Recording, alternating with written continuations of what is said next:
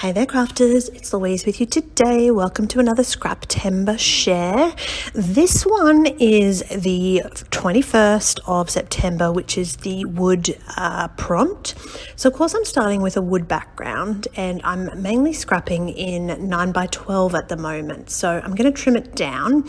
I have this gorgeous dog collection that has really sort of grabbed me. I love the bright colors with the combinations, and my boxer girl had seven beautiful boxer puppies about 18 months ago now, and I'm still getting through the photos of all of the beautiful puppies. So I decided to start with the wood background, pull a couple of embellishments out of this particular collection, including the title I'm going to use and the tags as well. But really what I wanted to do was to team my wood background with foil. I honestly love the process of foiling. I think it's so much fun, and that you can create so many different elements on the page because you have so many different options in terms of your stencils and your colors. So I'm going to use this heart stencil, and I personally like to use the deco foil paste, and the reason I prefer this is purely just because it's a heat or non-heat product. So if you're using it with a foiling machine like a Mink, you can still foil it through that machine, but in my case I actually don't use the machine. I just like to wait until the foil paste is that little bit tacky, and then with some pressure, so I'm using just the back of my spatula kind of tool, you're just pressing that foil onto the tack of that paste. So one of my favorite techniques is foiling.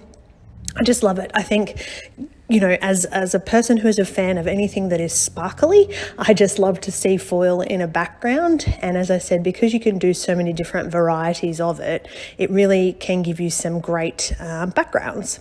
So it's in combination with using my wood background for this Scraptember prompt. As you can see, I'm incorporating a little bit of foil in there as well. The trickiest thing I think with foil is when you photograph the layout. So you sort of lose a little bit of the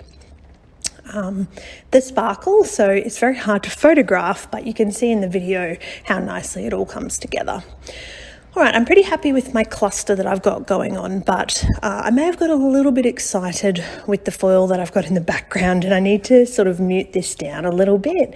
And it's at this point where I start to think I will use up some of these embellishments. So creating the background and then adding a couple little pops around the photos. So previously or in some instances when I scrap, I will actually plan out my cluster and my embellishing first, and then I will make my background around whatever cluster I've built. But in this case, that's not how it worked out. I wanted to get that foil on the background, and so now it's in my mind to actually make everything blend together. So make that background obviously noticeable, but not overpowering in the layout.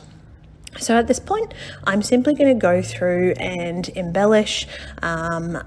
Because I have used foil in that background, it's important that I use tacky glue, so it actually gives that little bit of extra adhesion when I'm sticking anything to that foil, and definitely want to make sure that nothing's going to come loose down the track. So if in doubt, double-sided tape and then add a little bit of tacky glue. Some of it you'll see I don't actually do on camera, so I might place or someone on a video I watched a little while ago said they'll audition a piece on a layout, and then they'll actually decide when it's going to go there. That's when they'll actually stick it down.